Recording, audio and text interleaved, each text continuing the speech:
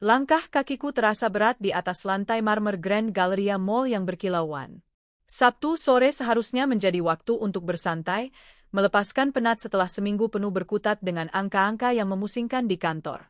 Perusahaan warisan orang tuaku, Adinata Group, sedang tidak baik-baik saja. 6 bulan terakhir, ada kebocoran dana yang sistematis.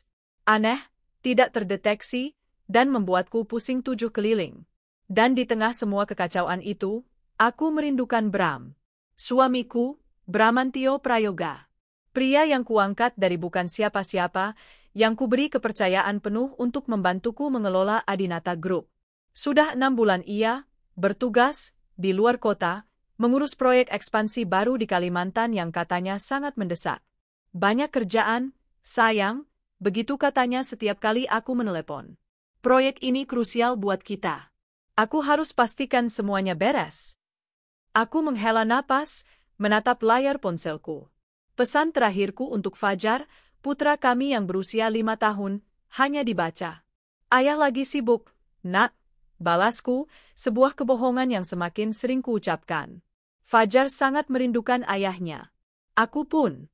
Bahkan, aku sempat ingin menyusulnya. Tapi Bram melarang keras. Jangan, Arini. Medannya berat. Nanti kamu dan Fajar malah repot. Aku janji, sebulan lagi aku pulang. Itu janjinya 3 bulan lalu.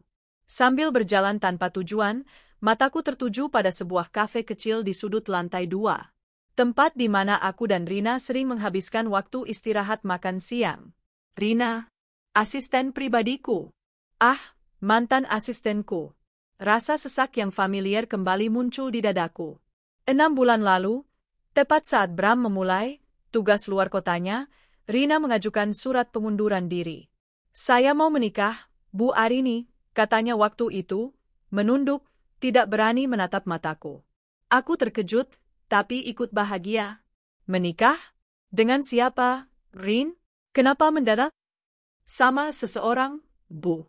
Maaf, saya belum bisa kenalkan. Dia orangnya sangat tertutup. Lalu, kenapa harus resign? Kamu bisa tetap bekerja? Ambil cuti menikah, bujukku. Rina sudah kuanggap seperti adik sendiri. Gadis yatim piatu yang kutemukan sedang menangis di halte bus 3 tahun lalu karena diusir dari kontrakannya. Aku yang membawanya pulang, memberinya pekerjaan, bahkan orang tuaku sudah menganggapnya seperti anak angkat. Dia ingin saya fokus mengurus rumah tangga, Bu. Jawabnya pelan. Supaya dia sayang terus sama saya. Supaya dia nggak berpaling ke wanita lain. Alasan yang aneh, tapi aku menghargainya.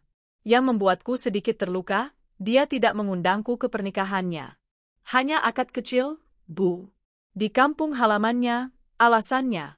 Setelah itu, kontaknya sulit dihubungi. Lamunanku buyar saat aku melintasi area Mom Baby. Aku berencana membelikan Fajar mainan baru. Saat itulah mataku menangkap sosok yang kukenali. Di dalam toko perlengkapan bayi premium itu, seorang wanita sedang tertawa, membelai perutnya yang buncit. Sangat buncit. Itu Rina. Jantungku berdebar. Dia terlihat berbeda. Jauh lebih terawat, mengenakan dress sutra yang harganya pasti setara dengan gajinya 3 bulan dulu, dan menenteng tas desainer yang kukenali. Dan dia hamil besar. Kukerutkan kening. Matematika sederhana berputar di otakku. Dia resign 6 bulan lalu. Perut itu jelas sudah lebih dari 6 bulan. Minimal 7, atau mungkin 8 bulan. Berarti, saat dia mengundurkan diri, dia sudah hamil sekitar 2 bulan. Dan dia bilang baru mau menikah? Kecurigaan yang dingin mulai merayapiku. Saat aku hendak melangkah masuk untuk menyapanya, seorang pria muncul dari balik rak pakaian bayi. Pria itu tersenyum, meletakkan tangannya dengan posesif di perut Rina, lalu mencium keningnya mesra.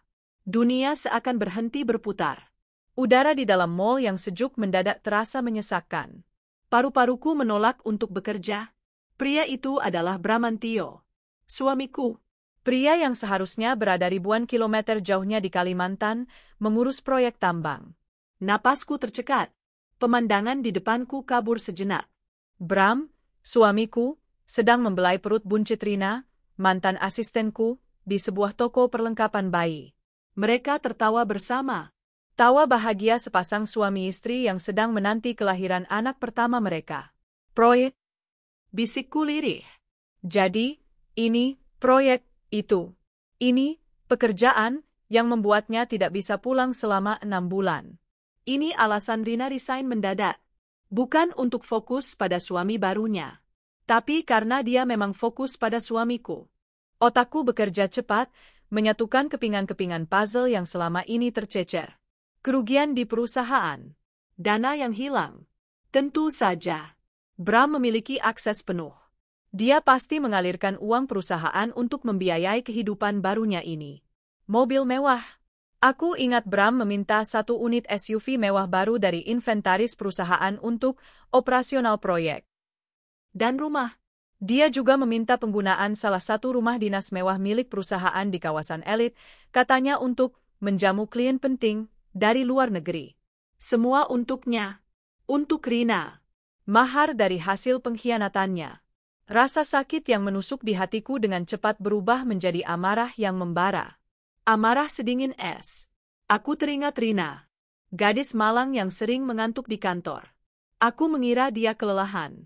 Orang tuaku bahkan sering menyuruhku memberinya vitamin. Pantas saja kamu sering mengantuk di kantor, gumamku getir. Ternyata malamnya sibuk melayani suamiku. Melayani sampai hamil. Aku teringat Fajar. Putraku yang setiap malam menanyakan ayahnya. Ayah kapan pulang, Bunda? Pengkhianat. Keduanya pengkhianat. Dengan langkah yang mantap, aku berjalan masuk ke toko itu. Suara hak sepatuku yang mengetuk lantai marmer membuat mereka menoleh. Waktu seakan berhenti. Wajah Bram langsung pucat pasi. Matanya membelalak ngeri, seolah melihat hantu. Rina, di sisi lain, tampak bingung sejenak, sebelum akhirnya kengerian yang sama menjalari wajahnya. Dia secara refleks mundur selangkah, menyembunyikan perutnya di balik tubuh Bram. Arini? Suara Bram bergetar. Sayang, kamu ngapain di sini? Aku tertawa. Tawa kering yang terdengar asing bahkan di telingaku sendiri. Aku? Harusnya aku yang tanya. Proyek di Kalimantan kelihatannya berjalan sangat lancar ya, Mas. Aku melirik perut Rina dengan tatapan menghina. Sampai sudah mau launching produk baru, ya? Selamat. Ini nggak seperti yang kamu lihat, Arini. Aku bisa jelaskan. Bram mencoba melangkah maju, tapi aku mengangkat tanganku. Jelaskan? Jelaskan apa? Bahwa kamu berbohong selama 6 bulan? Bahwa kamu menelantarkan anakmu. Suaraku mulai meninggi, menarik perhatian pengunjung lain. Atau jelaskan bahwa kamu menghamili asisten pribadiku di belakangku. Wajah Rina sudah basah oleh air mata. Bu Arini, maafkan saya, Bu, saya. Diam, bentakku. Jangan panggil aku, Bu. Aku sudah menganggapmu adik, Rina. Orang tuaku menganggapmu anak. Kami membantumu saat kamu tidak punya apa-apa. Dan ini balasanmu? Kamu menggoda suamiku? Kamu tidur dengannya di belakangku. Dia yang memaksa saya, Bu. Rina terisak, mencoba memainkan kartu korban. Memaksa? Aku tertawa lebih keras. Memaksa sampai kamu hamil? Memaksa sampai kamu tinggal di rumah mewah perusahaan? Memaksa sampai kamu memakai mobil mewahku? Jangan buat aku tertawa, Jalang. Arini, jaga ucapanmu. Ini tempat Bram mencoba meraih lenganku. Kutepis tangannya dengan kasar. Tempat umum? Kamu malu, Bram? Di mana malumu saat kamu mengkhianati aku dan anakmu? Di mana malumu saat kamu mencuri uang perusahaan orang tuaku untuk membiayai selingkuhanmu ini? Kini, seisi toko, bahkan orang-orang di luar toko, sudah berkumpul. Mereka berbisik-bisik. Dasar pelakar. Suami nggak tahu diri. Kamu. Aku menunjuk wajah Bram. Kamu lupa dulu kamu itu siapa? Kamu miskin, Bram. Miskin.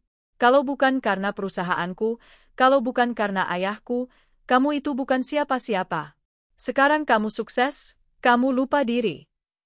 Aku mengeluarkan ponselku. Pertama, aku menelepon direktur keuanganku. Pak Tono, blokir semua akses Bramantio Prayoga. Kartu kredit, ATM, semua fasilitas perusahaan. Sekarang juga, dia dipecat. Dan audit semua proyek yang dia pegang 6 bulan terakhir.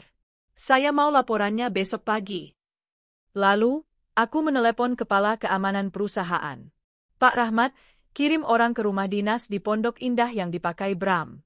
Kosongkan rumah itu hari ini juga. Semua barang di dalamnya sita. Ganti semua kuncinya. Mata Bram membelalak ngeri. Arini, jangan, Arin. Aku bisa jelaskan. Penjelasanmu simpan untuk pengacaraku. Aku menatapnya dingin. Mana kunci mobil perusahaan yang kamu pakai? Bram gemetar. Kuncinya, teriakku. Dengan tangan gemetar, dia merogoh sakunya dan menyerahkan kunci SUV mewah itu. Kulempar kunci itu ke lantai. Dan kamu, Rina, aku menatapnya dengan jijik. Nikmati sisa kehamilanmu. Karena mulai detik ini, kamu dan laki-laki ini, aku menunjuk Bram, tidak punya apa-apa lagi. Seorang ibu-ibu parubaya yang menonton dari tadi maju dan meludah ke lantai, tepat di dekat kaki Rina. Pelakor tidak tahu malu. Merebut suami orang. Yang lain ikut menyoraki. Oh, pasangan selingkuh. Bram mencoba menarik Rina pergi, tapi langkah mereka tertahan oleh kerumunan yang mencemooh. Wajah mereka merah padam karena malu. Ayo kita pergi dari sini, desis Bram. Aku berdiri tegak di tengah kerumunan, menatap mereka dengan tatapan menang. Pergi? Silakan. Pulanglah ke rumah mewah kalian. Oh, maaf. Rumah itu sudah disita. Naiklah mobil mewah kalian. Oh, kuncinya ada di sini. Aku membiarkan mereka berdua berjalan tertatih, dipermalukan, di tengah cemoohan dan tatapan hina orang-orang. Rina menangis terseduh-seduh sambil memegangi perutnya. Bram hanya bisa menunduk, menyeret wanita itu pergi. Mereka keluar dari mall. Dan aku tahu, ini baru permulaan dari penderitaan mereka. Ini baru permulaan dari pembalasanku. Jantungku berdebar memompa amarah, bukan kesedihan. Air mata? Tidak ada. Yang ada hanyalah es yang membekukan hatiku. Perjalanan pulang dari mall terasa seperti di dalam film bisu. Raungan klakson di jalanan Jakarta yang macet tidak terdengar olehku. Pikiranku terfokus pada satu hal, kehancuran mereka. Aku memarkir mobil di garasi rumah megah kami, rumah yang dibeli oleh orang tuaku sebagai hadiah pernikahan. Ironis. Bunda, pulang? Suara mungil itu menyambutku. Fajar, putraku, berlari memeluk kakiku. Bunda, ayah jadi pulang? Tadi Fajar telepon, tapi nggak diangkat. Aku berlutut, memeluknya erat. Inilah satu-satunya hartaku yang murni. Wajah polos ini. Ya, ayah lagi sibuk sekali, sayang. Proyeknya ayah meledak. Meledak? Kayak bom, matanya membulat. Iya, sayang. Meledak. Jadi, ayah nggak akan pulang dulu. Lama sekali. Fajar nggak apa-apa, kan? Cuma ada bunda. Dia mengangguk, meski sedikit kecewa. Nggak apa-apa. Yang penting ada bunda. Aku mencium keningnya. Anak pintar. Sekarang Fajar main sama Mbak, ya. Bunda ada banyak sekali pekerjaan. Malam itu, rumahku berubah menjadi markas komando. Aku tidak menyentuh makan malam. Yang kupegang hanya ponsel dan laptop. Panggilan pertama, Pak Hartono, pengacara keluargaku. Malam, Pak, saya Arini. Saya mau cerai. Segera. Terdengar helaan napas di seberang. Arini? Ada apa ini? Tumben sekali. Bram selingkuh. Menikah lagi diam-diam. Menghamili mantan asisten saya, Rina. Hening sejenak. Apa? Bramantio? Astaga. Baik, Arini. Tenang. Saya kirim tim saya ke rumah kamu sekarang. Tidak perlu, Pak. Saya yang ke kantor Bapak. Sekarang. Saya juga mau Anda siapkan tuntutan pidana. Penggelapan aset perusahaan. Saya punya bukti awal. Panggilan kedua, orang tuaku. Ayahku, seorang pria tegas yang membangun Adinata Group dari nol, langsung menggeram di telepon ketika aku menceritakan semuanya. Berani dia. Anak tidak tahu diuntung. Arini, kamu tenang. Lakukan apa yang harus kamu lakukan. Hancurkan dia. Ayah dukung penuh. Rumah itu, perusahaan itu, semua milikmu. Dia tidak punya hak sepeser pun. Pukul 9 malam, aku duduk di kantor Pak Hartono, ditemani Pak Tono, Direktur Keuangan, yang membawa laptop berisi data-data awal. Kerugian kita 6 bulan ini, Bu Arini, Pak Hartono, kata Pak Tono, wajahnya tegang. Saya curiga ada info fiktif dan pengalihan dana ke rekening pribadi. Dan benar saja, dana dialirkan ke 3 rekening berbeda. Salah satunya atas nama Rina Setiawati. Mataku memicing. Bagus, bekukan semua. Pak Hartono mengangguk. Tim saya akan urus pembekuan rekening besok pagi. Gugatan cerai akan kita masukkan hari Senin, dengan tuntutan hak asuh penuh untuk Fajar dan penyitaan seluruh aset bersama, karena terbukti Gonogini digunakan untuk perselingkuhan dan kejahatan. Saya tidak mau menunggu sampai Senin, Pak, kataku dingin. Saya mau aset perusahaan kembali. Sekarang. Minggu pagi. Matahari bersinar cerah, seolah mengejek drama yang akan terjadi. Aku tiba di rumah dinas mewah di kawasan Pondok Indah itu. Rumah yang seharusnya untuk klien, kini menjadi istana haram mereka. Aku tidak sendiri. Pak Rahmat, kepala keamanan, datang membawa 2 truk kosong dan 10 anak buahnya.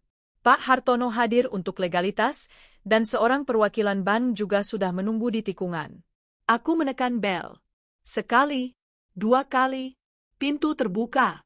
Bram yang membukanya, wajahnya kusut, matanya merah.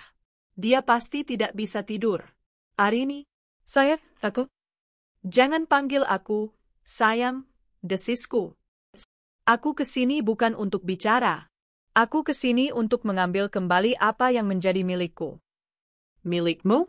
Arini, ini rumah kita juga? Aku tertawa sinis. Rumah kita? Ini aset perusahaan. Dan kamu sudah dipecat. Saat itulah Rina muncul di belakangnya, mengenakan daster sutra, memegangi perut buncitnya dengan wajah ketakutan. Bu Arini, tolong, Bu, jangan usir kami. Saya lagi hamil besar. Kehamilanmu adalah hasil dari perbuatan kalian. Bukan tanggung jawabku. Aku memberi isyarat pada Pak Rahmat. 10 pria tegap itu langsung masuk, melewati Bram dan Rina yang terdorong ke samping. Keluarkan semua barang, perintah Pak Rahmat. Sofa, TV, kulkas, tempat tidur. Semua yang ada di daftar inventaris perusahaan. Angkut. Jangan. Itu barang-barang kami, teriak Bram. Barang kalian. Aku melangkah masuk, memandangi interior mewah itu. Kamu beli pakai uang siapa, Bram? Uang hasil curian dari perusahaanku? Silakan tunjukkan buktinya. Kalau tidak ada, semua barang ini disita sebagai bagian dari ganti rugi. Bram terdiam, gemetar menahan marah. Dia tahu dia kalah. Rina menangis histeris. Bajuku, tasku, jangan diam. Salah satu anak buah Pak Rahmat hendak mengangkat lemari pakaian. Tunggu, kataku. Barang pribadi mereka, biarkan. Beri mereka 2 koper. Suruh mereka kemasi baju-baju mereka. Sisanya, yang dibeli pakai kartu kredit perusahaan, sita. Aku duduk di kursi teras yang belum diangkut, menyaksikan mereka, pria yang dulu kucintai dan wanita yang kuanggap adik, kini seperti pengungsi di rumah mereka sendiri. Mereka berlarian, panik, memasukkan baju seadanya ke dalam 2 koper butut yang entah mereka ambil dari mana. Baju-baju desainer, tas-tas mewah, sepatu-sepatu mahal, semua ditinggal. Arini, kumohon kasih kami waktu, Bram mencoba berlutut. Waktu? Aku berdiri. 6 bulan kamu punya waktu untuk bersenang-senang. Sekarang waktumu habis. Tepat saat itu, 2 mobil derek tiba. 1 untuk SUV yang kuncinya kulempar di mall kemarin. 1 lagi untuk sedan mewah lain yang terparkir di garasi. Mobil. Jangan ambil mobilku, teriak Bram, berlari keluar. Tapi sudah terlambat. Kedua mobil itu diderek paksa. Bram kembali menatapku dengan nanar. Lalu kami bagaimana? Kami nggak punya apa-apa lagi. Aku tersenyum tipis. Oh, kamu masih punya sesuatu. Aku mengangguk pada perwakilan bank yang sedari tadi menunggu. Pria berjas itu maju, menyerahkan surat resmi. Selamat pagi, Pak Bramantio. Sesuai instruksi dari tim legal Adinata Group dan temuan audit terkait dugaan fraud, seluruh rekening pribadi Anda, rekening bersama, dan rekening atas nama Ibu Rina Setiawati resmi dibekukan pagi ini. Bram merogoh ponselnya, panik membuka aplikasi M-Banking. Wajahnya semakin pucat. Diblokir. Semua diblokir. Kamu iblis, Arin. Aku hanya mengambil kembali apa yang kamu curi dariku, sahutku tenang. 1 jam kemudian, rumah itu kosong melompong.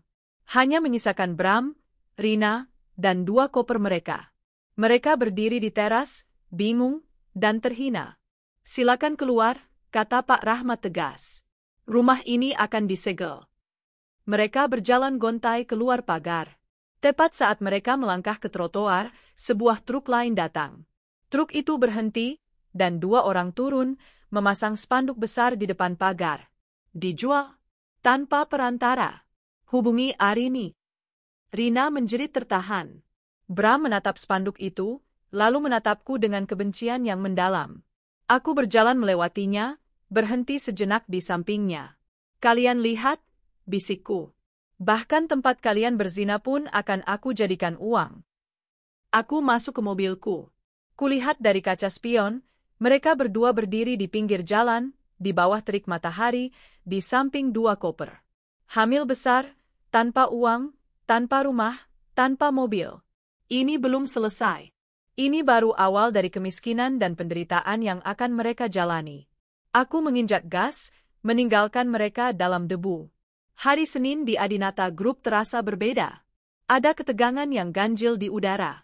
Kabar pemecatan Bramantio Prayoga, sang direktur operasional yang karismatik dan tangan kanan CEO, menyebar seperti api liar. Rapat Dewan Darurat yang kupimpin pagi itu berlangsung singkat, padat, dan brutal. Seperti yang sudah Bapak dan Ibu ketahui, aku memulai, suaraku datar dan dingin, menggema di ruang rapat yang hening. Telah terjadi penyelewengan dana besar-besaran yang dilakukan oleh saudara Bramantio. Audit awal menunjukkan kerugian miliaran rupiah. Wajah-wajah direksi tampak kaget, meski beberapa terlihat sudah menduganya. Dia dipecat. Efektif per hari Sabtu, lanjutku. Dan saya, Arini Adinata, secara resmi mengambil alih kembali 100% kendali operasional perusahaan. Pak Tono, silakan lanjutkan audit forensiknya. Saya mau setiap rupiah yang hilang terlacak. Kita akan kejar ini ke ranah pidana. Tidak ada yang membantah. Tatapan mereka yang dulu penuh hormat pada Bram, kini beralih padaku dengan campuran rasa takut dan segan. Rapat bubar dalam 10 menit. Setelah itu, aku menghabiskan waktu berjam-jam bersama Pak Hartono. Surat gugatan cerai resmi dilayangkan. Bukti-bukti begitu kuat sehingga tidak ada celah. Foto-foto dari mall, bukti transfer ke rekening Rina, pernikahan siri mereka yang terungkap, dan tentu saja, kehamilan Rina sebagai bukti perzinahan. Kita tuntut ganti rugi penuh, Arini, kata Pak Hartono. Kita sita semua yang dia punya. Aku tersenyum miring. Dia sudah tidak punya apa-apa lagi, Pak. Saya sudah mengambilnya. Sementara aku sibuk menambal lubang di perusahaan, di sudut lain Jakarta, neraka baru saja dimulai untuk Bram dan Rina. Informasi ini kudapat dari investigator swasta yang sengaja kusewa untuk mengawasi mereka. Aku ingin tahu. Aku ingin menikmati setiap detik penderitaan mereka. Setelah diusir dari rumah Pondok Indah, mereka terlunta-lunta. Dengan rekening diblokir dan tanpa uang tunai sepeser pun, mereka terpaksa menjual satu-satunya barang berharga yang tersisa di koper Rina, sebuah jam tangan pemberianku dulu.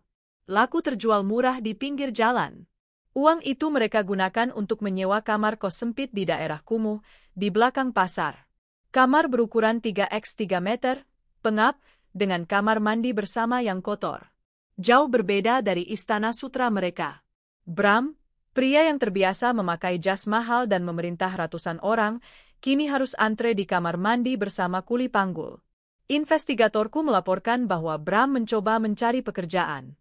Dia menelepon semua kontaknya, semua relasi bisnis yang dulu memujanya. Tapi berita menyebar lebih cepat darinya.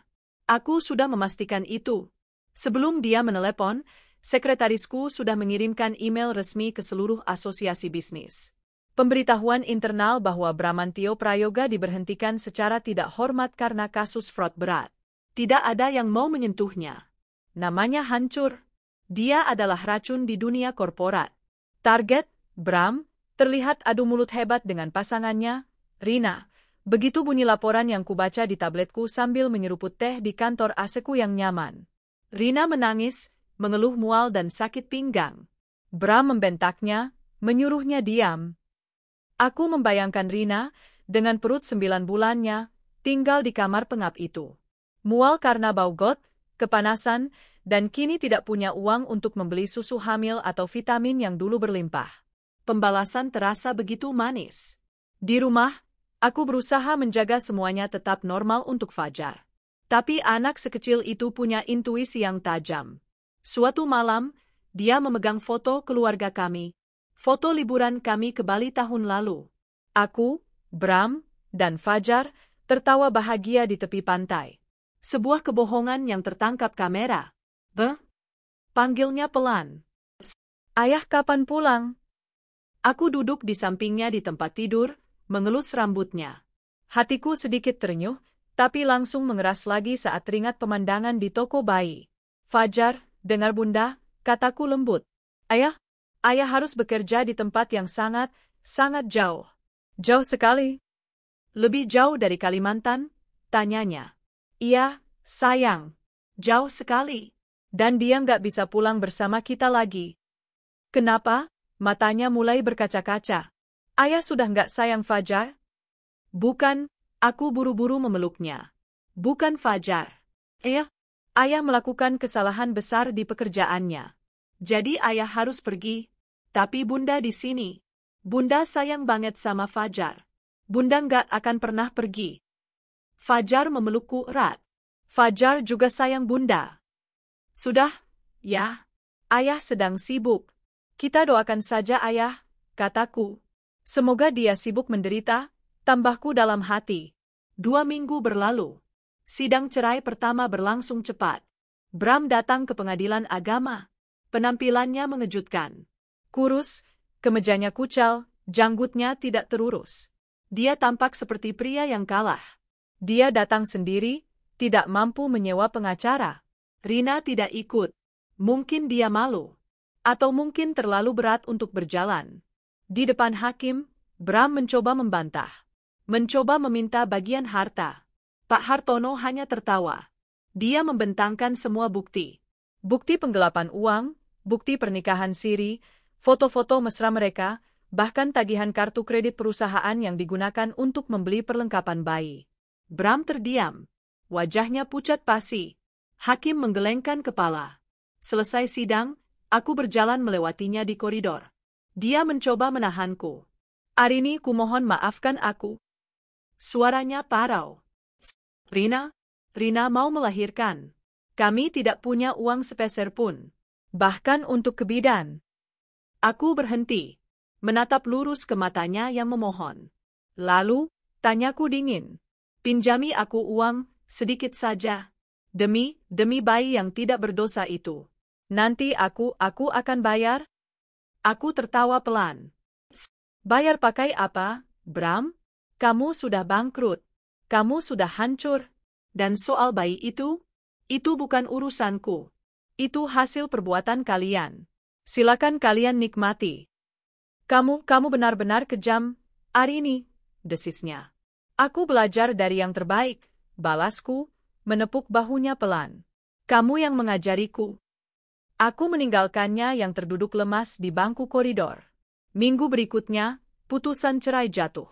Verstaat. Hak asuh Fajar jatuh ke tanganku. Seluruh aset kembali padaku.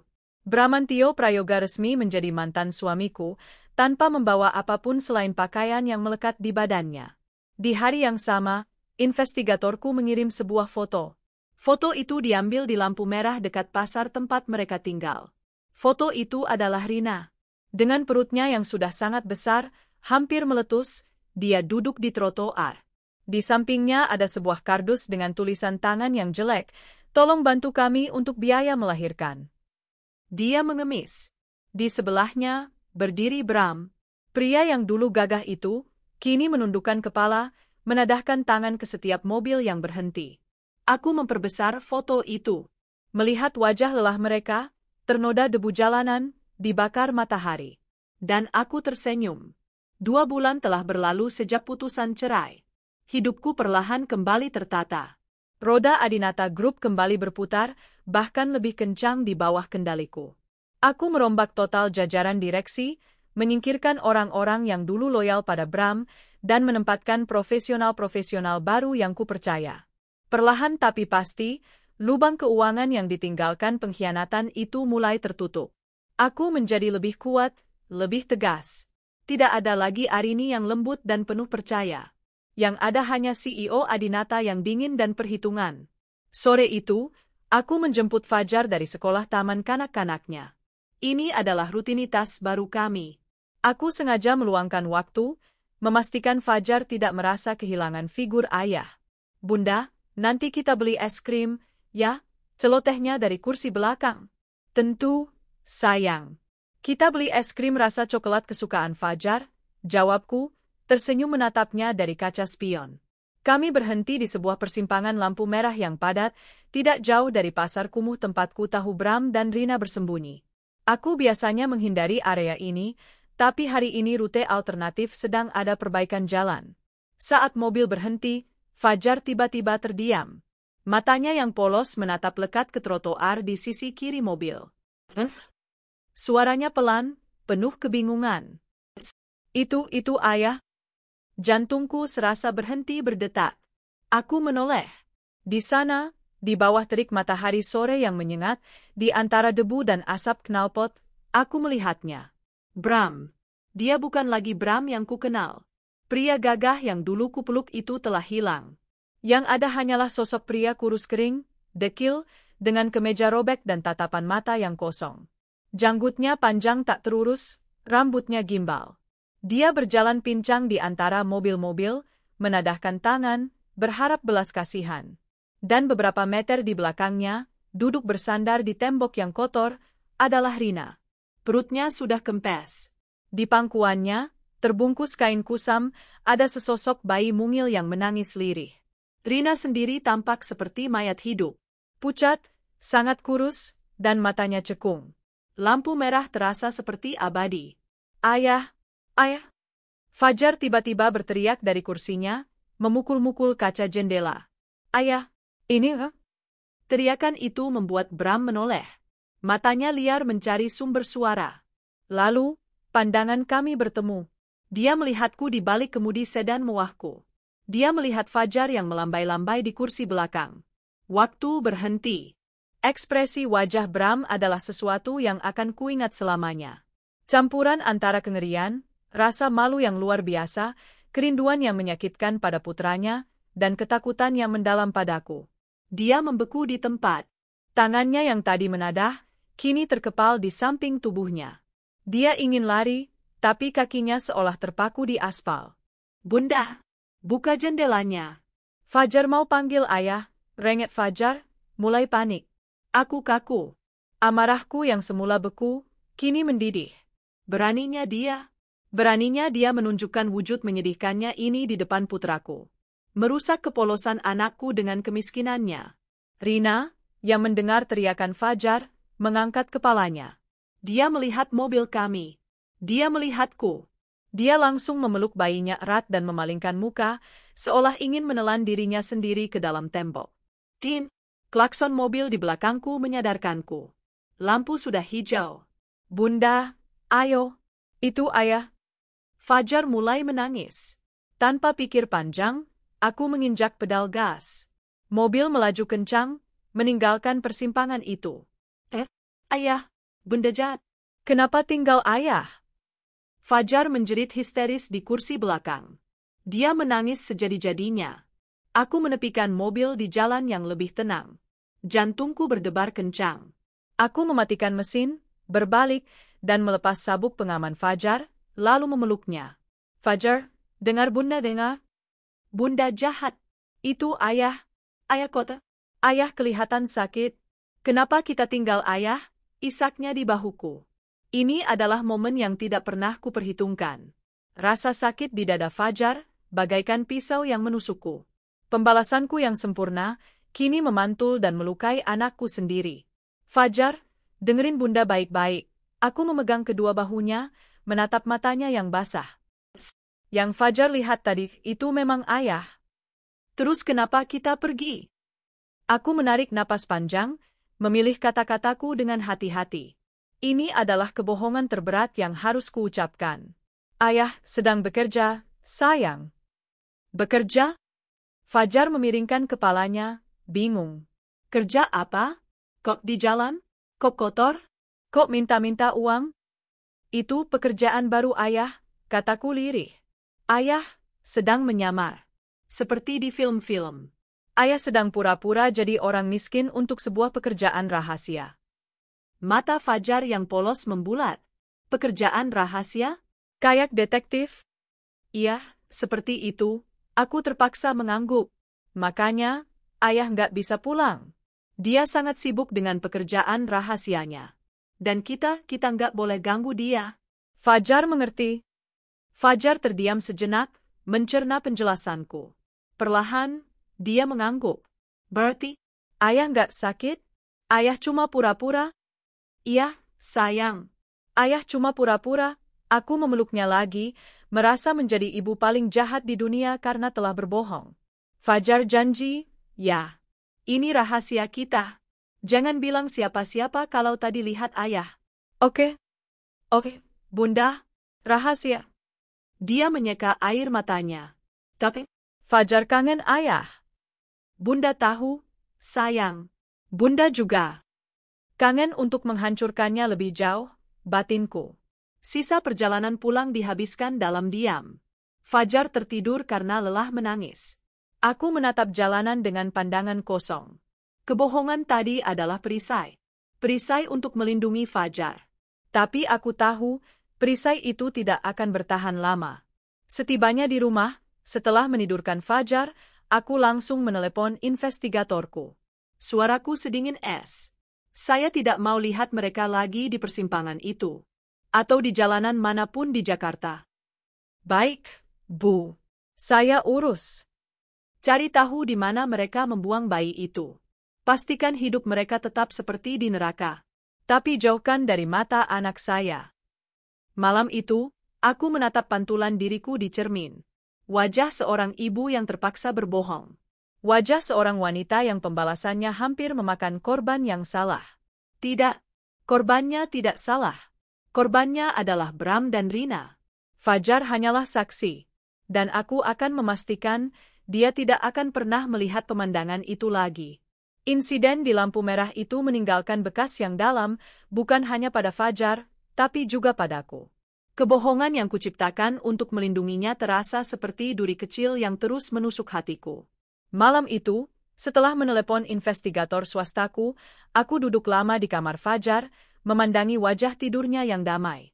Aku bersumpah, demi apapun, anakku tidak akan pernah lagi menyaksikan pemandangan yang menghancurkan itu.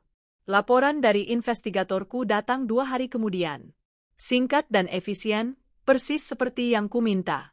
Target 1, Bram, dan target 2, Rina, beserta bayi mereka telah dievakuasi dari area tersebut.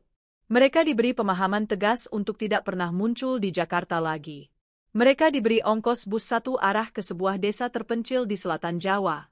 Kontak lokal kami mengonfirmasi kedatangan mereka. Mereka tidak punya siapa-siapa di sana. Tidak ada sumber daya. Mereka resmi menghilang. Misi selesai. Aku menutup tabletku.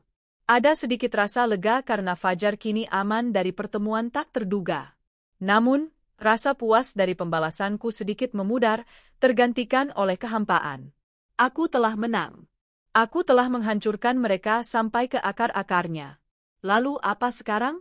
Aku memutuskan untuk fokus pada 2 hal, membesarkan Fajar dan memajukan Adinata Group. 3 tahun berlalu. Waktu adalah penyembuh yang ajaib. Adinata Group, di bawah kepemimpinanku yang bertangan besi, kini menjadi salah satu perusahaan paling disegani di Asia Tenggara. Aku berhasil membersihkan nama perusahaan, melipat gandakan keuntungan, dan meluncurkan beberapa divisi baru. Aku bukan lagi putri Pak Adinata, atau mantan istri Bramantio. Aku adalah Arini Adinata, sang CEO. Fajar tumbuh menjadi anak laki-laki berusia 8 tahun yang cerdas dan penuh perhatian. Dia tidak pernah lagi bertanya tentang pekerjaan rahasia ayahnya. Aku tahu, di usianya yang sekarang, dia mungkin sudah mengerti bahwa itu adalah kebohongan. Tapi dia anak yang baik. Dia tidak pernah mengungkitnya, seolah tahu itu adalah luka lama yang tidak boleh disentuh. Kami memiliki ikatan yang luar biasa kuat. Kami adalah tim. Orang tuaku, melihatku berhasil dan Fajar tumbuh bahagia, akhirnya bisa bernapas lega. Ayah bangga padamu, Arini, kata ayah suatu malam saat kami makan malam keluarga. Kamu lebih kuat dari yang ayah duga. Ibuku tersenyum lembut. Tapi jangan terlalu keras pada dirimu, nak. Hatimu juga perlu istirahat. Sudah waktunya kamu membuka hati. Aku hanya tersenyum tipis. Hatiku baik-baik saja, Bu. Fokusku Fajar dan perusahaan. Tapi takdir punya rencananya sendiri. Malam itu, aku menghadiri sebuah acara penganugerahan bisnis dan filantropi. Adinata Group menerima penghargaan untuk program CSR terbaik atas proyek pembangunan sekolah di daerah-daerah terpencil.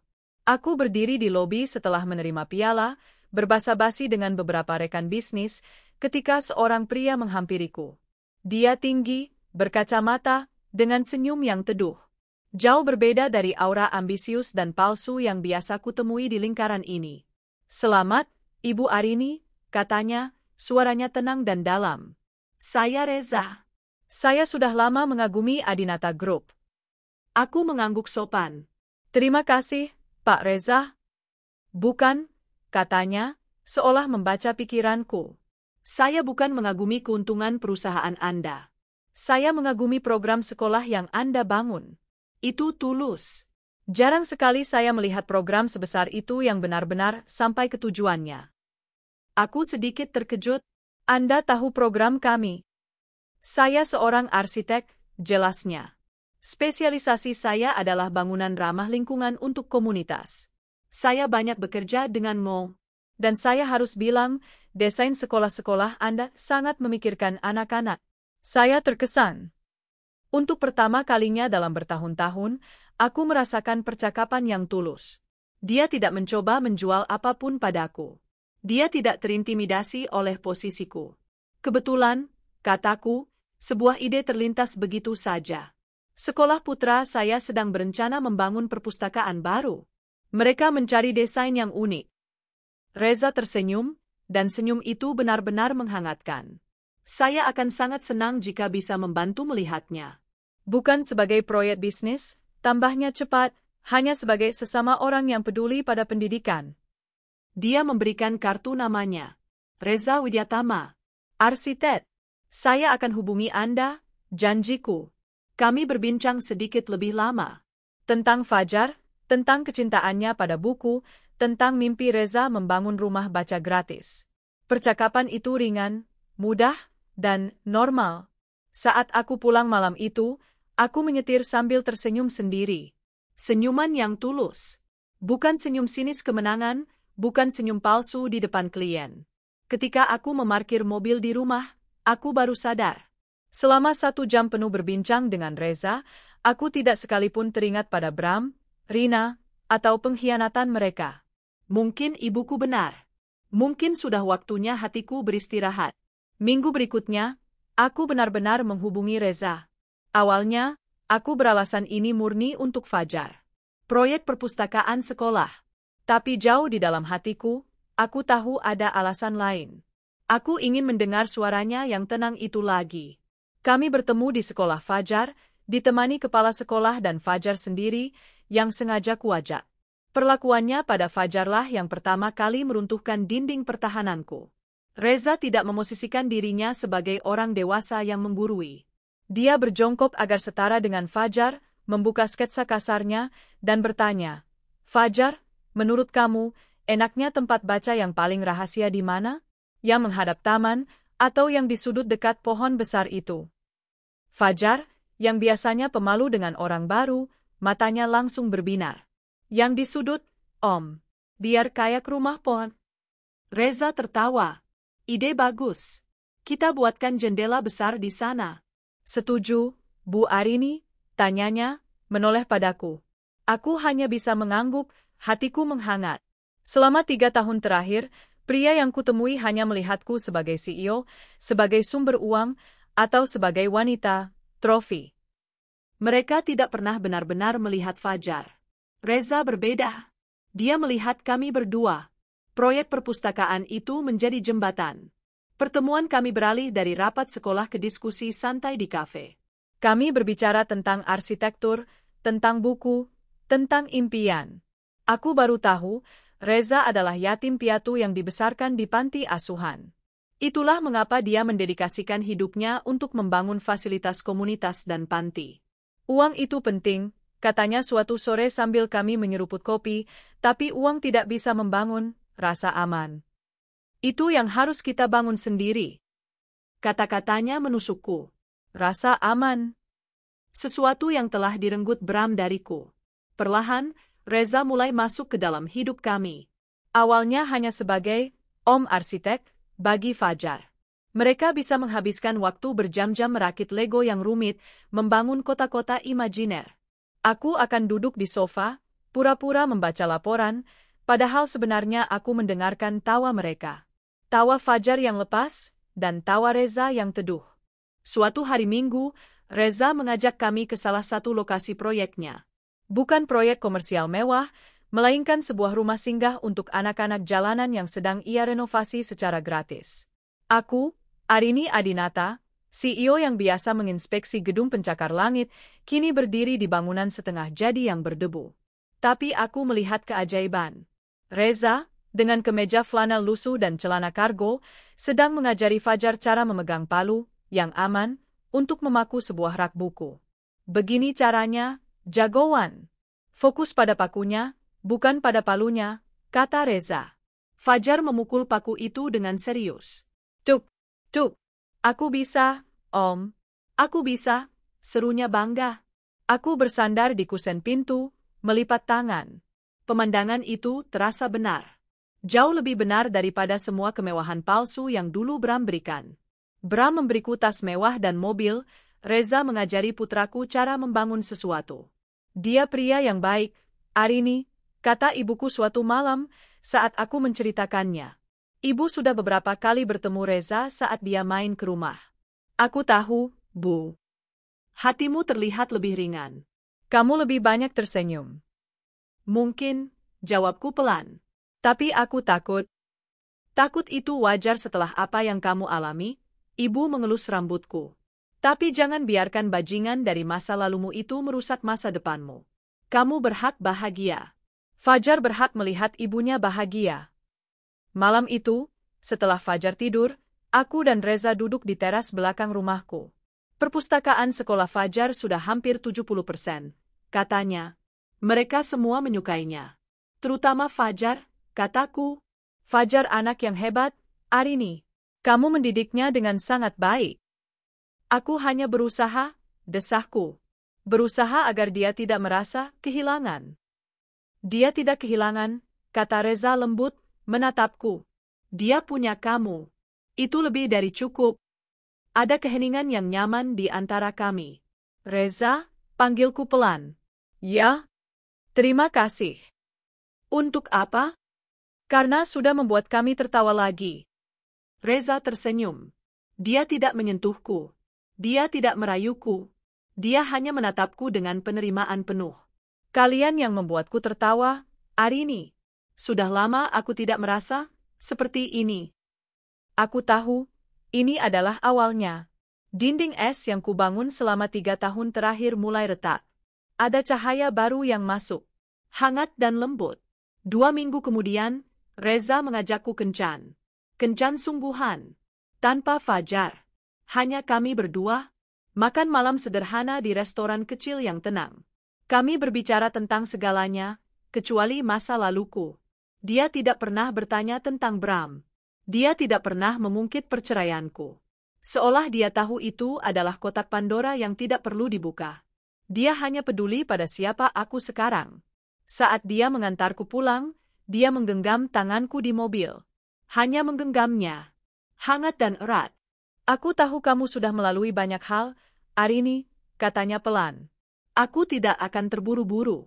Aku akan menunggumu. Sampai kamu siap. Malam itu, untuk pertama kalinya sejak pengkhianatan itu, aku tidur nyenyak tanpa mimpi buruk. 1 tahun berlalu sejak kencan pertama kami. 1 tahun penuh tawa, penyembuhan, dan Lego. Reza, dengan kesabarannya yang tak terbatas, menepati janjinya. Dia tidak pernah memaksaku, tidak pernah menuntut. Dia hadir secara konsisten, menjadi sandaran yang kokoh untukku dan figur ayah yang luar biasa untuk Fajar. Fajar kini memanggilnya, Om Reza, dengan nada penuh kasih sayang, seolah itu adalah nama lain untuk pahlawan super. Di bawah bimbingan Reza, Adinata Group meresmikan Yayasan Adinata Cerdas, sebuah program filantropi yang kini sepenuhnya dikelola secara profesional, membangun tidak hanya sekolah, tapi juga perpustakaan dan rumah singgah di seluruh negeri. Reza menjadi kepala arsitek untuk semua proyek yayasan kami, menyalurkan idealismenya dengan dukungan sumber daya dariku. Kami menjadi tim yang hebat, tidak hanya dalam hidup, tapi juga dalam memberi kembali. Cinta kami tumbuh bukan seperti api yang meledak-ledak, aku sudah pernah merasakan itu, dan berakhir dengan kehancuran, melainkan seperti pohon ek yang besar. Tumbuh perlahan, akarnya menghujam dalam, kuat, dan meneduhkan. Suatu sore di akhir pekan, kami bertiga pergi ke taman. Fajar sedang asyik bermain layang-layang bersama Reza. Aku duduk di atas tikar piknik sambil tersenyum, mengabadikan momen itu dengan ponselku. Tawa Fajar yang melengking tinggi ke langit adalah musik terindah di dunia.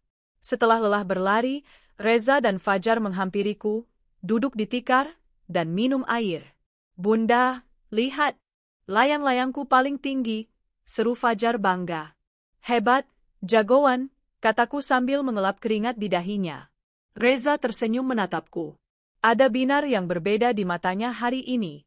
Fajar, kata Reza tiba-tiba, suaranya terdengar sedikit lebih serius. Om Reza boleh tanya sesuatu? Boleh, Om. Fajar sayang gak sama Om Reza? Sayang banget. Om kan teman main Lego terbaik Fajar. Reza tertawa kecil. Kalau Om Reza mau jadi teman main Lego Fajar selamanya, boleh.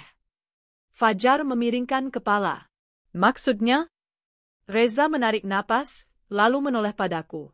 Matanya mengunci mataku, penuh cinta dan sedikit kegugupan yang manis. Arini, panggilnya lembut. Dia merogoh sesuatu. Dari sakunya, sebuah kotak beludru kecil berwarna biru tua. Jantungku berhenti berdetak. Aku tahu aku bilang akan menunggu sampai kamu siap, katanya. Dan aku sudah menunggu lebih dari setahun. Tapi sekarang, aku rasa bukan itu pertanyaannya lagi. Pertanyaannya bukan apakah kamu siap, tapi apakah kamu mau memulai sesuatu yang baru bersamaku. Dia membuka kotak itu. Di dalamnya ada sebuah cincin. Bukan berlian raksasa yang mencolok seperti yang dulu Bram berikan. Ini adalah cincin safir biru yang indah, diapit 2 berlian kecil. Sederhana, elegan, dan teduh. Seperti dirinya. Arini Adinata, maukah kamu menikah denganku? Maukah kamu mengizinkanku menjadi suamimu dan menjadi ayah sambung terbaik yang kubisa untuk Fajar? Aku terdiam. Air mata menggenang di pelupuk mataku. Ini adalah momen yang kubaca di dongeng, tapi tak pernah kupercaya akan terjadi padaku setelah semua neraka yang kulalui. Aku menoleh ke Fajar. Dia menatap kami bergantian dengan mata polosnya. Bunda, bisik Fajar.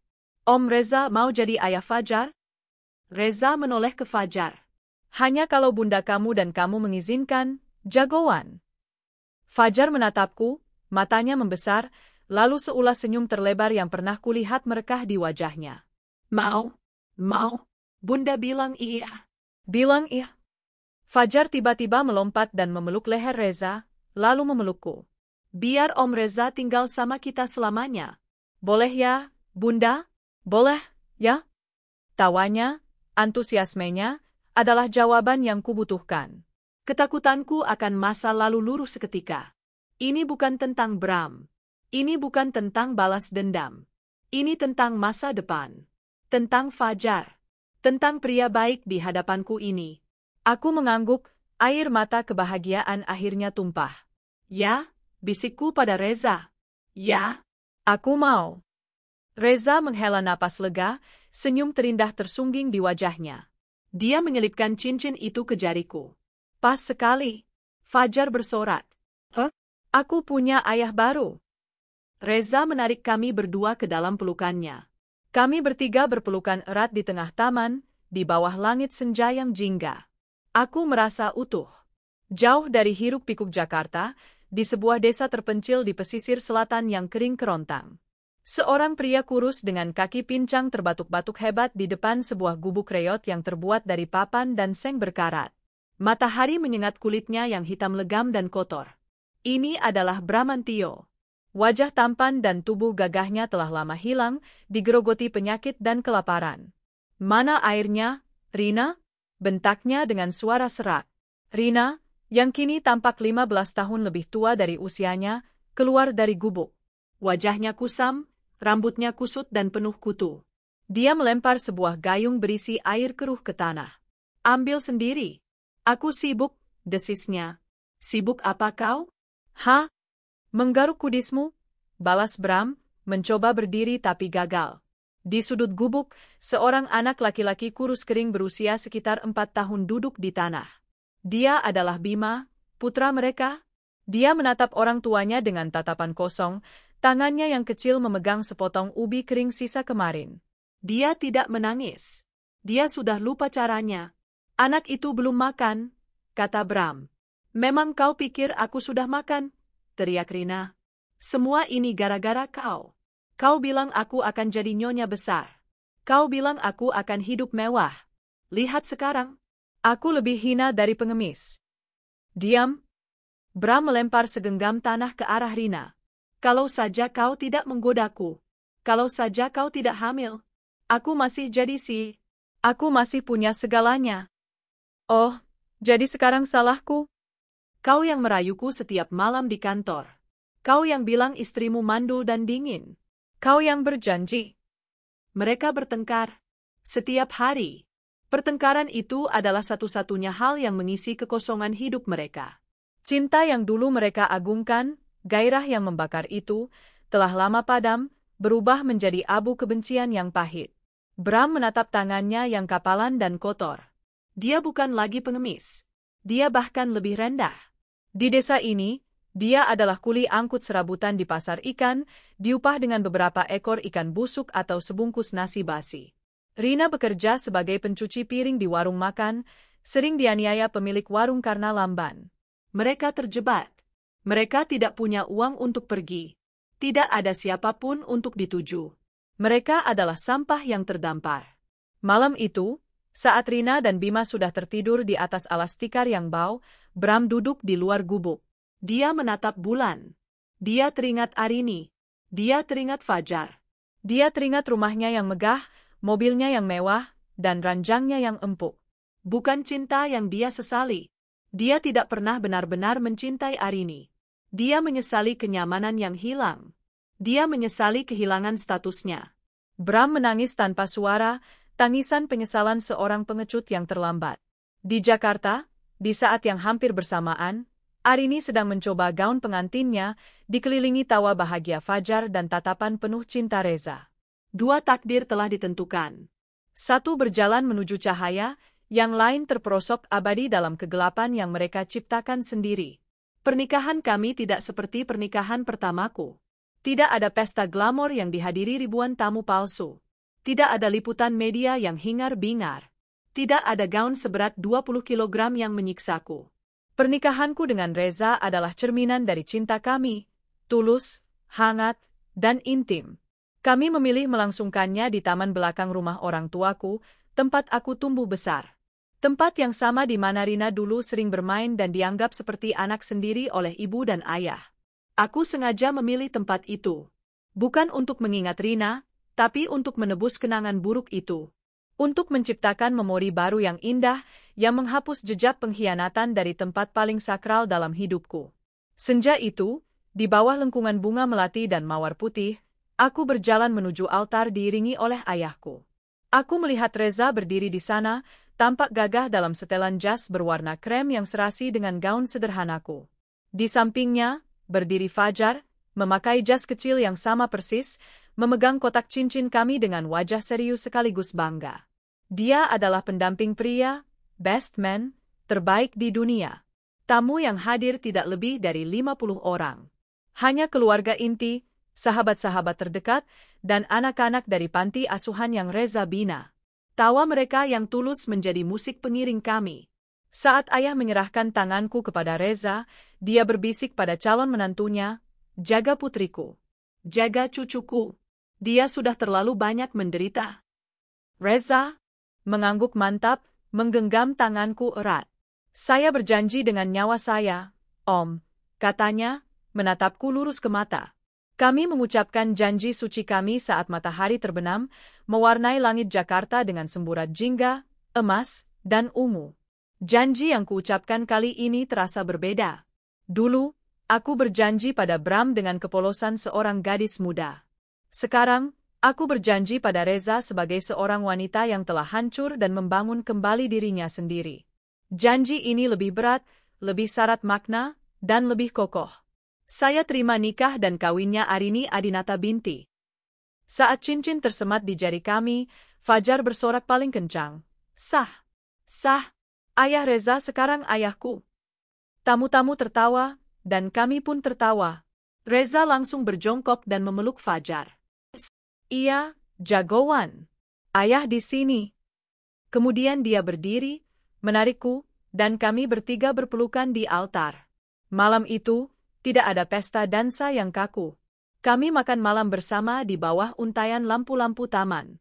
Anak-anak panti asuhan menyanyikan lagu untuk kami. Reza tidak melepaskan genggaman tangannya dari tanganku sedetik pun. Aku tidak menyangka bisa sebahagia ini lagi, bisikku padanya di tengah keramaian. Reza mencium keningku. "Ini baru permulaan, Arini. Kebahagiaan kita baru saja dimulai." Ibuku menghampiri kami, matanya berkaca-kaca. "Ibu bahagia sekali, Nak. Akhirnya kamu menemukan pria yang tepat." Ayahku berdiri di sampingnya, hanya mengangguk-angguk, tapi matanya menunjukkan kelegaan yang luar biasa. Malam pertama kami juga berbeda. Tidak ada gairah palsu yang terburu-buru seperti yang dulu sering Bram lakukan. Bersama Reza, semuanya terasa lembut dan penuh penghormatan. Dia memperlakukanku seolah aku adalah porselen paling berharga. Malam itu, kami lebih banyak bicara, berbisik tentang masa depan, tentang rencana menambah momongan, tentang kemana kami akan mengajak Fajar berlibur. Malam itu, aku menyerahkan hatiku sepenuhnya, tanpa rasa takut. Di saat yang sama, ratusan kilometer jauhnya, di sebuah gubuk yang gelap dan pengap, tidak ada cinta. Rina baru saja pulang dari warung tempatnya bekerja. Dia melempar sebungkus nasi basi ke lantai. "Hanya ini upahku." Pemilik warung memotongnya lagi karena aku memecahkan piring. Bram, yang kini batuknya semakin parah dan terkadang mengeluarkan darah, merangkak rakus ke arah bungkusan itu. "Mana ikan?" tanyanya serak. "Tidak ada." "Kau pikir aku dapat ikan setiap hari?" Bima, putra mereka, terbangun karena keributan itu. Dia melihat ayahnya makan nasi basi itu dengan lahap, tidak menyisakan untuknya atau ibunya. Bima mulai menangis pelan. "Anak itu menangis lagi," bentak Bram dengan mulut penuh. "Diamkan dia, Rin." Rina, yang sudah habis kesabarannya, mengambil sebatang ranting. "Diam kau," bentaknya pada Bima. "Dasar anak sial. Karena kau lahir kita jadi begini." Dia memukul kaki kecil Bima. Bima menjerit. Jeritan yang memilukan di tengah malam yang sunyi. Bram, bukannya membela, malah berteriak, "Pukul lagi biar dia diam." Malam itu, di desa terpencil itu, yang terdengar hanyalah suara tangisan anak kecil, bentakan seorang ibu yang frustrasi, dan batuk kering seorang ayah yang sekarat. Mereka adalah keluarga yang dibangun di atas fondasi pengkhianatan, dan kini, fondasi itu runtuh menimpa mereka semua. Mereka telah memilih, dan takdir telah memberikan vonisnya. 5 tahun telah berlalu sejak pernikahanku dengan Reza. 5 tahun paling damai dan membahagiakan dalam hidupku. Keluarga kecil kami tumbuh. Aku telah melahirkan seorang putri cantik, Alia, yang kini berusia 4 tahun. Dia adalah salinan persis Reza, dengan mata teduh yang sama dan tawa yang menenangkan. Fajar, kini berusia 13 tahun, telah tumbuh menjadi remaja laki-laki yang cerdas dan penuh kasih. Dia adalah seorang kakak yang luar biasa bagi Alia. Hubungannya dengan Reza begitu erat, jauh melebihi ikatan darah. Reza mengajarinya segala hal, mulai dari bermain basket, kejujuran, hingga cara menghormati seorang wanita. Adinata Group, di bawah kepemimpinan kami berdua, semakin maju, kini dikenal bukan hanya karena profitnya, tetapi juga karena integritas dan program filantropinya. Kami adalah definisi dari keluarga utuh. Suatu hari, aku harus melakukan perjalanan bisnis ke luar kota, ke sebuah kota kecil di pesisir selatan yang jarang terjamah. Kebetulan, salah satu proyek yayasan kami sedang membangun sekolah di sana. Fajar, yang sedang libur sekolah, memintaku untuk ikut. Fajar mau lihat proyek Bunda dan Ayah Reza, katanya. Sekalian kita lihat pantai di sana. Aku setuju. Itu adalah kesempatan bagus untuk menghabiskan waktu berdua dengannya. Saat kami tiba di kota kecil itu, suasananya begitu kontras dengan Jakarta. Panas, berdebu, dan aroma ikan asin menusuk hidung. Setelah mengunjungi lokasi proyek, Fajar memintaku berjalan-jalan ke pasar tradisional dekat pelabuhan. Kami berjalan melewati lorong-lorong pasar yang becek. Aku memegang erat tangan Fajar. Tiba-tiba, mata Fajar terpaku pada sesuatu di sudut pasar, dekat tumpukan sampah. Bunda, lihat, bisiknya, suaranya bergetar. Aku mengikuti arah pandangnya. Jantungku serasa diremas. Di sana, di antara lalat dan bau busuk, duduk seorang pria. Dia lebih mirip kerangka hidup daripada manusia. Pakaiannya compang-camping, tubuhnya penuh borok, dan dia terbatuk-batuk hebat. Batuk kering yang menyakitkan. Tapi mata itu, meski redup, aku masih mengenalinya. Itu Bramantio. Di sampingnya, duduk seorang wanita yang tak kalah menyedihkan. Rambutnya gimbal dan kotor, tatapannya kosong. Dia menggendong anak laki-laki kurus yang juga menatap kosong. Rina dan putranya, Bima. Mereka mengemis. Menadahkan tangan pada siapa saja yang lewat. Sedekahnya, Tuan, Nyonya untuk makan anak saya? Suara Rina serak dan putus asa. Bram mengangkat kepalanya saat kami berhenti. Matanya bertemu dengan mataku. Sedetik, ada keterkejutan di matanya. Lalu berubah menjadi rasa malu yang luar biasa. Dia segera membuang muka, menutupi wajahnya dengan tangannya yang kotor. Rina, yang tidak langsung mengenaliku, terus mengemis. Nyonya baik, kasihan anak saya. Lalu dia menatapku lebih jelas. Dia mengenali jam tangan di pergelanganku. Dia mengenali tas yang kubawa. Dia mengenali wajahku. Wajahnya pucat pasi. Bibirnya bergetar. Dia tidak bisa berkata apa-apa. Fajar meremas tanganku. Bunda, itu ayah, kan? Aku menelan ludah, hatiku hancur. Bukan karena melihat Bram, tapi karena melihat Fajar harus menyaksikan ini. Aku tidak pernah ingin dia melihat ayahnya dalam kondisi seperti ini. Aku menarik napas panjang. Aku menatap Fajar. Iya, sayang. Itu ayah Bram. Aku berjalan mendekati mereka. Bukan karena kasihan, tapi untuk Fajar. Aku mengeluarkan dompetku, mengambil semua uang tunai di dalamnya, beberapa lembar ratusan ribu, dan meletakkannya di kaleng kosong di depan Rina. Rina tersentak. Dia menatap uang itu, lalu menatapku. Air mata tiba-tiba mengalir di pipinya yang kotor. Dia bersujud di tanah yang becek. Maafkan saya, Bu. Maafkan saya. Saya berdosa. Isaknya, suaranya teredam. Bram masih menutupi wajahnya, tubuhnya gemetar menahan batuk dan malu. Aku tidak mengatakan apa-apa pada mereka. Tidak ada lagi yang perlu dikatakan. Kemiskinan dan penyakit mereka adalah hukuman yang jauh lebih berat daripada apapun yang bisa kuucapkan. Ayo, Fajar, kataku pelan, menarik tangan putraku. Fajar tidak bergerak. Dia menatap Bram. Panggilnya lirih. Bram semakin meringkuk. Fajar, panggilku lagi, lebih tegas. Kita pergi. Aku menariknya menjauh dari pasar. Sepanjang perjalanan kembali ke mobil, Fajar diam 1000 bahasa. Malam itu di hotel, Fajar duduk di balkon kamar, menatap laut yang gelap. Aku duduk di sampingnya. Fajar marah sama Bunda? Tanyaku pelan. Dia menggeleng. Bukan. Lalu? Kenapa ayah Bram jadi seperti itu, Bun? Tanyanya, matanya berkaca-kaca. Kenapa dia tidak tinggal bersama kita? Kenapa dia tidak seperti ayah Reza? Aku tahu hari ini akan tiba. Hari di mana aku harus menjelaskan kebenaran yang pahit. Aku memeluknya. Fajar, dengarkan Bunda. Terkadang, orang dewasa membuat pilihan yang salah. Pilihan yang sangat buruk. Aku pun menceritakan semuanya. Dengan bahasa yang bisa dia mengerti. Aku tidak menceritakan detail perselingkuhan yang kotor. Tapi aku menceritakan tentang pengkhianatan. Dulu, ayah Bram adalah suamiku, dan Tante Rina adalah asistenku. Bunda sayang sekali sama mereka. Tapi, mereka memilih untuk menyakiti Bunda.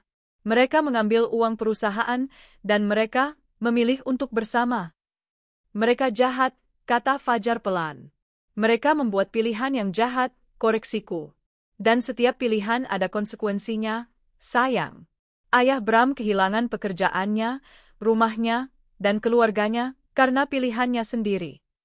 Tapi dia terlihat sangat sakit, Bun. Iya, sayang. Itu adalah konsekuensi dari hidup yang tidak jujur. Fajar terdiam lama.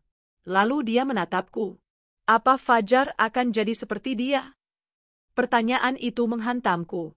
Aku memegang kedua bahunya. Lihat Bunda. Kamu adalah anak Bunda. Kamu punya hati yang baik. Kamu punya ayah Reza yang mengajarimu kejujuran. Kamu tidak akan pernah jadi seperti dia.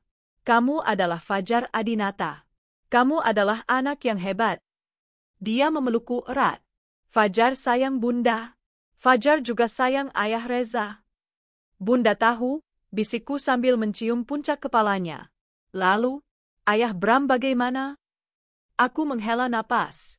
Dia sedang bekerja, sayang. Bekerja menebus semua kesalahannya. Tapi dia tidak bisa pulang bersama kita. Rumah kita sudah penuh dengan cinta ayah Reza dan Alia, kan? Iya, bisik Fajar. Rumah kita sudah bahagia. Itu adalah percakapan tersulit dalam hidupku. Tapi setelah malam itu, Fajar tidak pernah bertanya lagi. Dia mengerti. 2 minggu setelah kami kembali ke Jakarta, aku mendapat kabar dari kepala proyek yayasanku di kota kecil itu. Bramantio ditemukan meninggal dunia di gubuknya karena TBC akut dan malnutrisi parah. Rina, yang kabarnya mulai kehilangan kewarasannya, membawa Bima pergi entah kemana, dan tidak pernah terlihat lagi. Aku menutup telepon. Aku tidak merasa sedih. Aku tidak merasa senang. Aku hanya merasa lega. Bab itu akhirnya benar-benar telah berakhir. 10 tahun berlalu sejak hari di mana aku dan Fajar bertemu Bram untuk terakhir kalinya. 10 tahun sejak bab yang kelam itu resmi ditutup dengan kabar kematiannya. Hidupku kini adalah simfoni yang indah. Fajar, putraku yang dulu rapuh, kini telah tumbuh menjadi pemuda 18 tahun yang tinggi, tampan, dan berhati emas. Hari ini adalah hari istimewa. Kami baru saja menerima surat bahwa Fajar diterima di Universitas Arsitektur terbaik di negeri ini, mengikuti jejak ayah Reza. Kami merayakannya dengan makan malam sederhana di taman belakang rumah kami, rumah yang kubangun bersama Reza, yang penuh dengan tawa, bukan intrik. Selamat, jagoan. Reza memeluk Fajar dengan bangga. Ayah tahu kamu bisa. Ini semua berkat ayah, kata Fajar tulus. Terima kasih sudah mengajariku segalanya. Dan Bun, Alia, putri kecil kami yang kini berusia 9 tahun, melompat dari kursinya. Bunda yang bayar. Kami semua tertawa. Alia adalah perpaduan sempurna antara kecerdasanku dan keluguan Reza. Dia adalah matahari kecil di keluarga kami. Aku menatap mereka bertiga. Suamiku, pria yang menyembuhkan hatiku dengan kesabaran dan cinta yang tulus. Putraku, yang selamat dari badai dan tumbuh menjadi pohon yang kokoh. Dan putriku, buah dari cinta sejati kami. Inilah keluargaku. Inilah kebahagiaanku. Bunda bangga sekali padamu, Fajar, kataku, mataku berkaca-kaca. Malam itu, Setelah anak-anak tidur, aku dan Reza duduk di teras, menatap bintang. Kamu ingat, kataku pelan, betapa hancurnya aku dulu. Reza menggenggam tanganku. Aku ingat. Aku ingat seorang wanita kuat yang sedang tersesat. Dan lihat dirimu sekarang. Aku tidak akan bisa tanpamu. Kita berhasil bersama, katanya, mencium keningku. Luka dari pengkhianatan Bram dan Rina bukan lagi borok yang menganga. Itu hanyalah bekas luka tipis, nyaris tak terlihat, pengingat bahwa aku pernah jatuh, tetapi berhasil bangkit jauh lebih kuat. Beberapa hari kemudian, aku menerima sepucuk surat tanpa nama pengirim. Surat itu datang dari sebuah yayasan sosial kecil di antah berantah. Isinya singkat. Kepada Ibu Arini Adinata, kami tidak tahu apakah surat ini akan sampai. Bertahun-tahun lalu, kami menemukan seorang wanita gelandangan tanpa identitas yang menderita gangguan jiwa berat. Dia terus menyebut nama Anda dan Bram dalam igauannya. Dia meninggal dunia di fasilitas kami minggu lalu. Bersamanya, ada seorang anak laki-laki. Karena identitas ibunya tidak jelas, anak itu, Bima, dirawat di panti asuhan negara. Setelah usianya 18 tahun, dia keluar dari panti dan kami kehilangan jejaknya. Kami hanya ingin memberitahu Anda, jika seandainya Anda mengenali cerita ini. Semoga wanita itu menemukan kedamaian. Rina, aku memegang surat itu. Tidak ada air mata. Tidak ada kemarahan. Hanya ada kehampaan. Sebuah kehidupan yang disia-siakan untuk keserakahan yang sesaat. Nasib Bima, anak yang tak berdosa itu, kini tersesat di jalanan, membayar dosa yang tidak pernah dilakukannya. Aku melipat surat itu. Aku tidak akan memberitahu Reza atau Fajar. Itu adalah masa lalu, dan tempatnya adalah di masa lalu. Aku berjalan ke halaman tempat Reza dan Alia sedang menyiram bunga. Fajar sedang membuat sketsa di buku gambarnya. Alia melihatku dan berlari, memeluk kakiku. Bunda, lihat, ada kupuku. Reza tersenyum padaku dari seberang taman. Aku mengambil selang dari tangan Reza. Sini, biar Bunda bantu. Aku menyirami mawar-mawarku yang sedang mekar sempurna, merasakan hangatnya matahari sore di wajahku. Suara tawa anak-anakku dan tatapan cinta suamiku adalah duniaku. Aku telah melalui neraka. Aku telah menghukum mereka yang menyakitiku. Dan kini, aku telah menemukan surgaku sendiri, bukan di atas tumpukan balas dendam, tetapi di atas fondasi cinta yang baru dan tulus. Lingkaran itu telah tertutup. Dan aku, Arini Adinata, akhirnya benar-benar bahagia. 15 tahun setelah surat itu datang, langit Jakarta berkilauan. Malam ini adalah malam penganugerahan Arsitek Muda Berbakat Indonesia, sebuah penghargaan paling bergengsi di negara ini. Di atas panggung, berdiri seorang pria muda, tegap, dan penuh wibawa. Wajahnya memancarkan kecerdasan dan kehangatan. Dia adalah Fajar Adinata. Penghargaan ini, katanya, suaranya dalam dan tenang, menggema di seluruh ballroom mewah itu. Saya persembahkan untuk 3 orang pilar dalam hidup saya. Untuk bunda saya, Arini Adinata, wanita terkuat yang pernah saya kenal, yang mengajari saya bahwa bangkit dari kehancuran adalah sebuah pilihan. Di barisan depan, aku, Arini, menggenggam erat tangan Reza. Air mata haru mengalir di pipiku. Reza meremas tanganku, senyum bangga terukir di wajahnya. Untuk ayah saya, Reza, Fajar melanjutkan, menatap Reza, yang mengajari saya cara membangun fondasi yang kokoh, bukan hanya pada gedung, tapi juga dalam karakter. Terima kasih telah memilih untuk menjadi ayahku. Reza mengangguk, matanya berkaca-kaca. Di samping kami, Alia, kini 24 tahun, yang baru saja lulus sebagai pengacara, bersorak paling kencang untuk kakaknya. Dan terakhir, kata Fajar, penghargaan ini untuk adik saya, Alia, yang selalu mengingatkan saya bahwa di tengah semua pekerjaan serius, kita tidak boleh lupa untuk tertawa. Malam itu adalah puncak dari semua yang telah kami lalui. Kebahagiaanku terasa lengkap, lingkarannya sempurna. Jauh dari gemerlap ballroom, di sebuah gang sempit dan gelap di sudut kota yang lain. Seorang pria kurus, berwajah kusam, baru saja menyelesaikan pekerjaannya sebagai kuli panggul di pasar. Namanya Bima. Hidupnya keras, dihabiskan di jalanan, tanpa pernah mengenal cinta keluarga. Dia tidak tahu siapa ayahnya, dan hanya memiliki ingatan samar tentang seorang ibu yang sering menangis dan berteriak sebelum akhirnya meninggalkannya di panti asuhan. Dia membeli sebungkus nasi dan duduk di emperan toko. Tiba-tiba, sebuah mobil mewah berhenti tidak jauh darinya. Bima melihat seorang pemuda yang tampak seumuran dengannya, berpakaian jas mahal, keluar dari mobil. Pemuda itu, Fajar, membukakan pintu untuk seorang wanita parubaya yang anggun, Arini, dan seorang pria berwibawa, Reza. Mereka tertawa bersama, tampak begitu bahagia. Bima menatap mereka dengan iri. Andai saja hidupku seperti itu, batinnya getir.